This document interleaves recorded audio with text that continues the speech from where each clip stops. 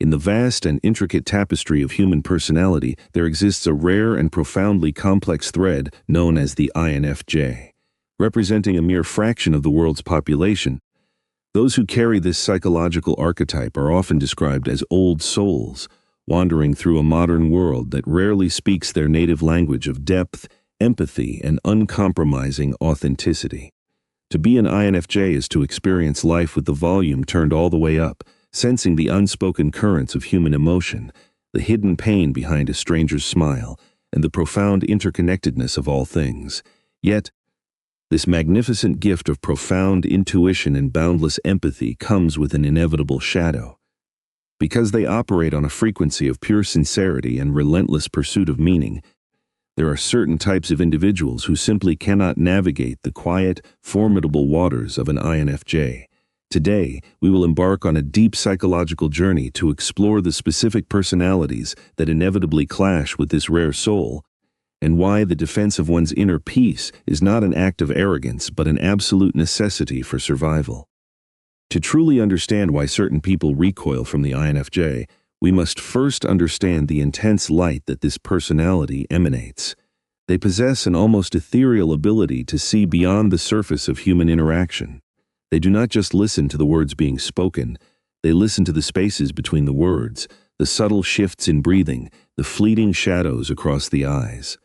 For an INFJ, living is an act of deep observation and emotional synthesis. This makes them incredibly nurturing companions, fiercely loyal friends, and profoundly understanding partners. However, this penetrating gaze acts as a mirror. When people interact with an INFJ, they are often forced to look at their own true reflections. For those who are comfortable in their own skin, this is a healing, beautifully validating experience. But for those who hide behind masks of deceit, shallow pursuits, or unchecked ego, this mirror is terrifying. The first type of individual who finds themselves utterly paralyzed by the presence of an INFJ is the architect of deception, commonly known as the manipulator. Manipulators move through the world viewing human relationships as a chessboard. They rely on half-truths, emotional sleight of hand, and subtle coercion to bend others to their will. They thrive in the shadows of ambiguity, preying on the naive and the overly trusting. But when a manipulator attempts to cast their web over an INFJ, they hit an impenetrable wall of intuition. The INFJ possesses an innate psychological radar that immediately detects the dissonance between a person's sweet words and their toxic intentions. They feel the lie before it is even fully spoken. When an INFJ uncovers a manipulator, there is rarely a dramatic explosion of anger. Instead, there is a quiet, terrifying clarity. The INFJ will often call them out, not with raised voices, but with precise, undeniable observations that strip the manipulator of their disguise. For someone whose entire survival depends on keeping their true motives hidden, being utterly exposed is their greatest nightmare. The manipulator realizes very quickly that their psychological games are useless here. The INFJ will calmly and decisively close the door on the relationship, leaving the manipulator stranded outside, furious and entirely powerless to regain control. This inherent ability to see through the facade makes the INFJ the ultimate kryptonite to anyone with a hidden agenda. The second personality that inevitably collides with the INFJ is the captive of the surface, the inherently superficial individual. In our modern culture, there is a widespread celebration of the fleeting, the materialistic, and the shallow. The superficial type thrives in this environment. Their lives are built on the fragile foundations of societal status, passing trends, mindless gossip, and the constant accumulation of material validation. They measure the worth of a day by how things appeared rather than how things felt. For an INFJ, being trapped in a conversation with a strictly superficial person is akin to dying of thirst while stranded in a barren desert. Small talk, the currency of the superficial, physically drains the energy from an INFJ's spirit. INFJs require depth the way lungs require oxygen. They desperately want to know what breaks your heart, what gives you hope in the darkest hours of the night, and what dreams you hide from the rest of the world. When they try to steer a conversation toward these meaningful waters, the superficial person feels a sudden, intense discomfort. They may perceive the INFJ as too intense, overly serious, or even judgmental. But it is never about judgment. It is about a fundamental, tragic mismatch in values. The superficial person seeks a mirror to admire their outfit, while the INFJ seeks a window to gaze into the soul. This profound disconnect leaves both parties feeling alienated, fundamentally incapable of sharing the same emotional landscape. Moving deeper into the labyrinth of human friction, we encounter the third type, the warden of autonomy, better known as the controlling personality. Controlling individuals operate from a place of deep-seated insecurity, masked as authority. They feel safe only when they are dictating the terms, making the decisions, and molding the people around them into compliant followers. At first glance, an INFJ, with their gentle demeanor, quiet grace, and natural desire for peace, might look like an easy target for a controller. This is a monumental miscalculation. Beneath the soft exterior of the INFJ lies a core of forged steel. They hold their inner freedom, their moral compass, and their intellectual independence as sacred treasures. When a controlling personality attempts to impose their will, dictate actions, or stifle the creative autonomy of an INFJ, they trigger a quiet but absolute rebellion. The INFJ will not engage in a loud, aggressive struggle for dominance. Instead, they utilize their profound self-awareness to gracefully sidestep the controller's traps. They will simply refuse to be managed. They will set immovable boundaries with a calm, unnerving politeness that infuriates the controller. The controller perceives this quiet resistance as a direct threat to their power, while the INFJ simply views it as defending their basic right to exist authentically. They cannot be tamed, shaped, or directed by force, and the controller is left grasping at thin air. The fourth personality type that creates an agonizing environment for the INFJ is the merchant of chaos, the relentless drama seeker. There are people in this world who feel empty in the absence of conflict. They mistake chaos for passion and anxiety for excitement.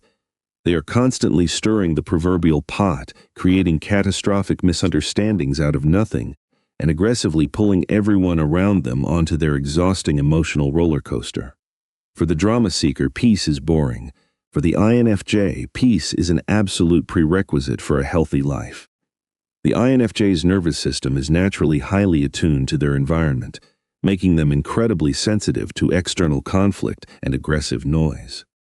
When subjected to the manufactured crises of a drama seeker, the INFJ rapidly depletes their emotional reserves. They seek profound harmony and meaningful, lasting resolutions to problems, not an endless loop of petty grievances and explosive arguments. Faced with the chaotic whirlwind of the drama seeker, the INFJ will almost immediately begin to distance themselves. They will quietly retreat into their inner sanctuary, protecting their vital energy at all costs. The drama seeker, desperate for a reaction, will often label the INFJ as cold, detached, or devoid of passion. In reality, the INFJ is simply refusing to burn their precious emotional fuel in a fire that was set for mere entertainment. We then arrive at the fifth type, the prisoner of certainty, the closed-minded individual. The mind of an INFJ is an expansive, ever-evolving universe. They are natural philosophers, deeply curious thinkers who find immense joy in personal growth, lifelong learning, and the respectful exploration of wildly diverse perspectives. They love to dismantle old assumptions, embrace the beautiful complexity of the human experience, and constantly expand their understanding of reality. This boundless intellectual and emotional openness makes them brilliant collaborators and inspiring friends. However, it puts them on a direct collision course with those who are fiercely rigid in their beliefs, those who cling desperately to dogma, and those who view any new idea as a hostile invasion. The closed-minded person is terrified of the unknown. When an INFJ gently poses a thoughtful question, offering an invitation to look at a situation from a different angle, the closed-minded individual often reacts with intense defensiveness. What the INFJ intends as a beautiful bridge to mutual understanding, the closed-minded person interprets as a malicious attack on their identity. This resistance is profoundly heartbreaking for the INFJ. They thrive on shared curiosity. When their attempts to connect on a deeper intellectual level are repeatedly met with hostility or stubborn dismissal, the INF realizes the relationship is a barren landscape. They understand that to stay connected to a closed mind is to willingly clip their own wings, and so, With a heavy heart, they choose the open sky of solitude over the narrow cage of rigid certainty. Finally, we face the most dangerous and heartbreaking mismatch of all, the black hole of empathy, the deeply self-centered individual. Because INFJs are naturally wired to heal, to nurture, and to care for the broken, they often unwittingly attract people who take without ever giving back. The self-centered person views the INFJ's vast reserves of compassion as an endless buffet for their own ego. They demand constant emotional availability, endless validation, and relentless problem-solving from the INFJ, while conveniently forgetting that the INFJ has needs, fears, and exhaustions of their own. The dynamic quickly devolves into a parasitic relationship, where the self-centered individual thrives and the INFJ slowly begins to starve. INFJs have a tragic tendency to give far more than they receive.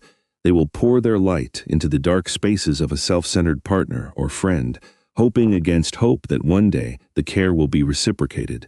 They will offer gentle, subtle cues, hoping to awaken a sense of mutual respect. But a truly self-centered person is blind to the sacrifices of others. Over time, the heavy burden of carrying the entire emotional weight of the relationship crushes the spirit of the INFJ.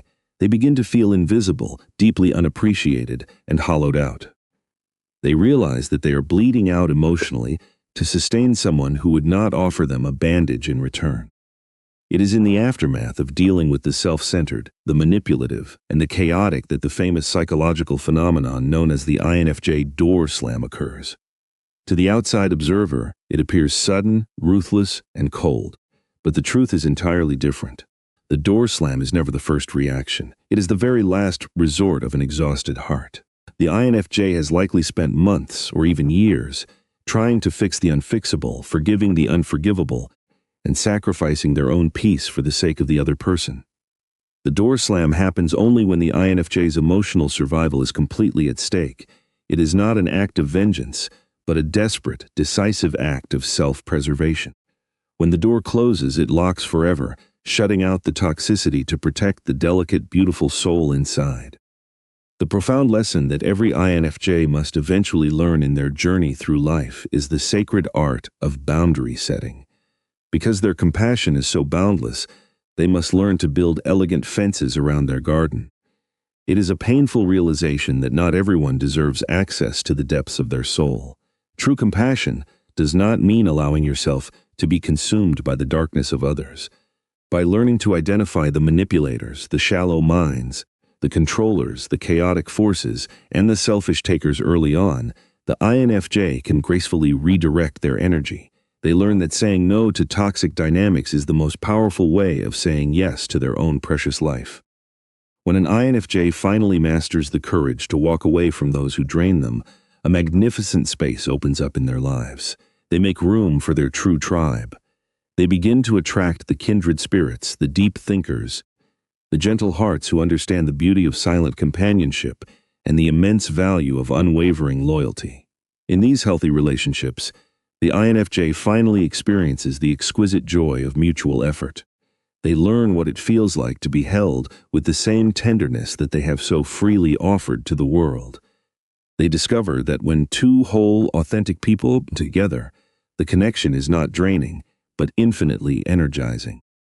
If you are listening to this and recognize yourself as an INFJ, hear this truth deeply. Your sensitivity is not a weakness, it is your greatest superpower. The way you care, the way you observe the world, the way you stubbornly hold on to hope and authenticity in a cynical age is profoundly beautiful. Do not let the misunderstandings of rigid or selfish minds convince you that you are too much or too complex. Your depth is exactly what this fractured world desperately needs, but you must be the fierce protector of your own energy.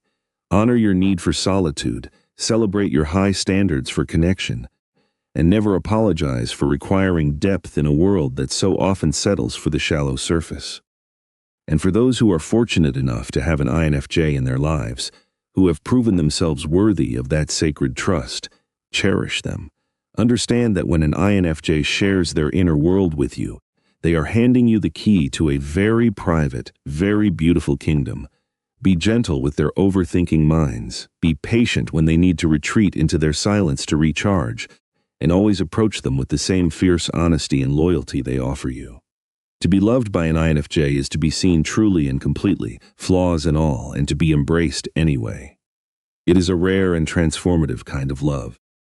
The journey of understanding human complexity is endless, but finding peace within our own nature is the ultimate destination.